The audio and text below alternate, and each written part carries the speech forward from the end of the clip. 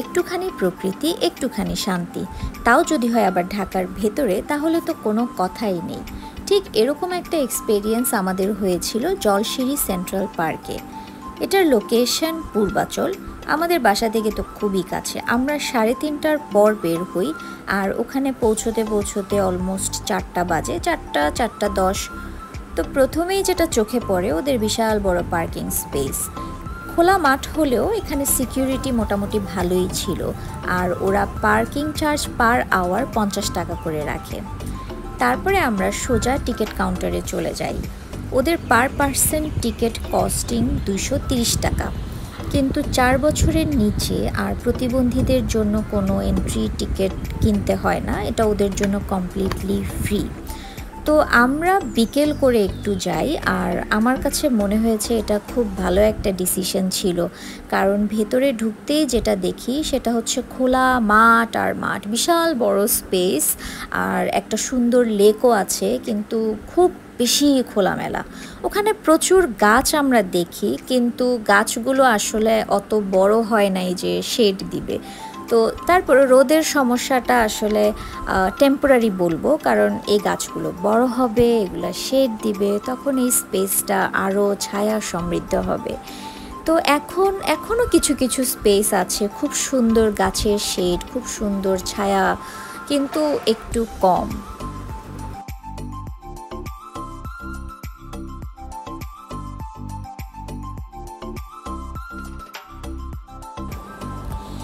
ঘাসগুলো এত সুন্দর নিট অ্যান্ড ক্লিন ছিল, দেখে একবার মনে হচ্ছিল যেন সবুজ একটা কার্পেট বিছিয়ে দিয়েছে।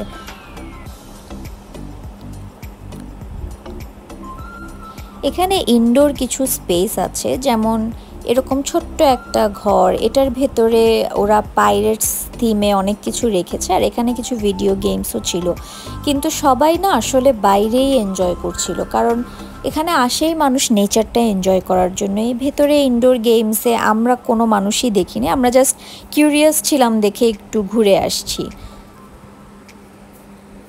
এরপরে আমি বলবো আমার ফেভারিট স্পট, কারণ এটা হচ্ছে বাচ্চাদের প্লে জোন। কেন আমার ফেভারিট? কারণ এই প্লে জোনটা বিশাল বড়, আর বাচ্চাদের খেলাধুলা করার জন্য অনেক ধরনের অ্যাক্টিভিটিস ছিল, আর সব কিছুই ছিল ঘাসের উপরে। সো আমি বলবো এটা একটা safe play zone.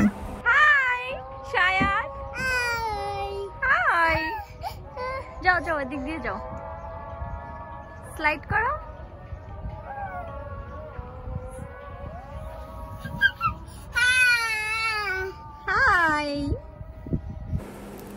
Safe play জোনটা আসলে বলার কারণ হয়েছে কি, আশেপাশে তো সবই ঘাসের উপরেই সব অ্যাক্টিভিটিস।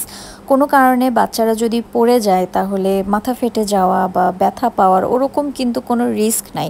অন্যান্য প্লে জোনে আমি যখন সায়ানকে নিয়ে যাই আমি খুব ভয়ে থাকি, কারণ ম্যাক্সিমামই দেখা যায় যে ইনডোর প্লে জোনগুলো একদম ফ্লোরের উপরেই, তো ওই ভয়টা এখানে আমার কাছে আমি পাইনি। সো দ্যাটস ওয়াই আমি বলবো যে এটা সেফেস্ট প্লে জোন। এখানে সায়ান প্রচুর এনজয় করে। এই দুইজন আসলে we don't know them personally, কিন্তু ওরা এতটা বেশি প্লেফুল ছিল, ওরা নিজ থেকে এসে এসে খেলছিল, যেটা ভালো।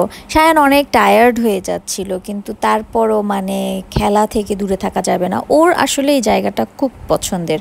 আমরাও ওখানে বেশ কিছু সময় বসেছিলাম, বসে নেচারটা এনজয় করি।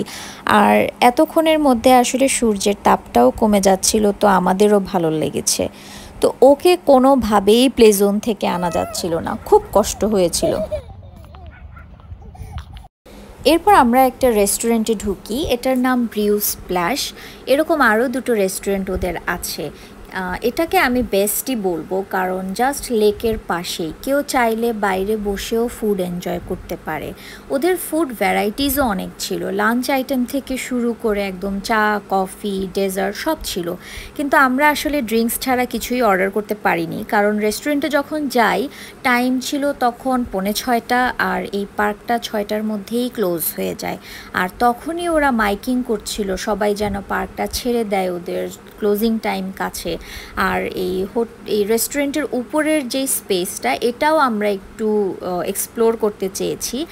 আর এটাও খুব ভালো একটা ডিসিশন ছিল, কারণ উপর থেকে ভিউ আরও সুন্দর। তো ওভারঅল আমি যদি বলি, আমাদের জলসিঁড়ির এই ছোট্ট ট্রিপটা খুবই সুন্দর ছিল। আর অল্প সময়ের জন্য যদি আমি আবার একটু ব্রেক চাই, আমি মনে হয় এই স্পেসে আমি আবার ভিজিট করব। বাচ্চাদের জন্য, বিশেষ করে যারা শহরে বড় হয়, ওদের কিন্তু এরকম ন্যাচারাল এক্সপ্লোরেশনের দরকার আছে। এটা ওদের ফিজিক্যাল মেন্টাল হেলথ ডেভেলপমেন্টের জন্য খুবই ভালো, ওদের ইমিউনিটির জন্য খুবই ভালো। তাই অল্প সময় যদি থাকে আর যদি আশেপাশে কোথাও ঘুরতে যেতে মন চায়, আমি মনে হয় এই স্পেসটা one of the most suitable place. তো এখন আমরা বাসায় চলে যাচ্ছি, ওদের ক্লোজিং টাইম। তো টাটা।